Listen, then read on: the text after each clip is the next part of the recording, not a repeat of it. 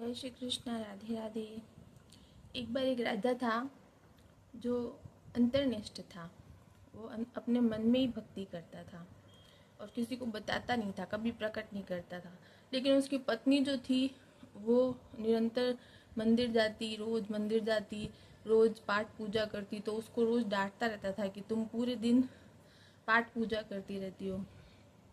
तो अ, फिर उसकी पत्नी ने एक बार भगवान से प्रार्थना की कि हे भगवान, इनको भी थोड़ी सी भक्ति दे दो। तो एक दिन क्या हुआ, रात के समय वो सो रहे थे।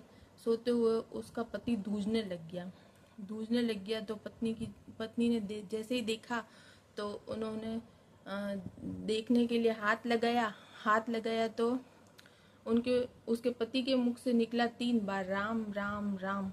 तो वो चौंक गई एकदम से कि राम कैसे निकला सपने में, ऐसा कैसे हो सकता है। तो फिर वो सोचने लग गई कि ये हो न हो अंतर्निष्ठ भक्त हैं भगवान के।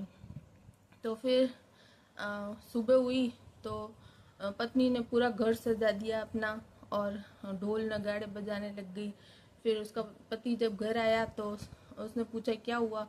तो पत्नी ने कहा कि आज तुम्हारा राज मुझे पता चल गया है कि तुम भी भगवान का स्मरण करते हो मन ही मन।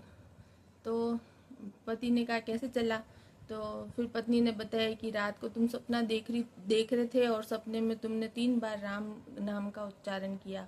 इसका मतलब तुम भी मन ही मन भगवान का स्मरण करते हो और मुझे प्रकट नहीं करते हो मेरे सामने। तो फिर राजा ने कहा कि अब मेरे मेरे अंदर बैठा था राम नाम, तो वो बाहर निकल गया। अब तो मुझे मरना पड़ेगा। तुम ऐसा करो, अब ना राजपाट तुम ही संभालना और मेरे बेटे को राजा बना देना।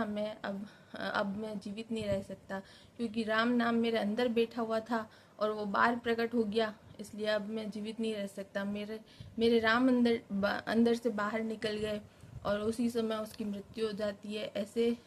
ऐसे होते हैं अंतर्निष्ठ भक्त जो मन ही मन भगवान की भक्ति करते हैं लेकिन कभी प्रकट नहीं करते। जय श्री कृष्णा। राधे राधे।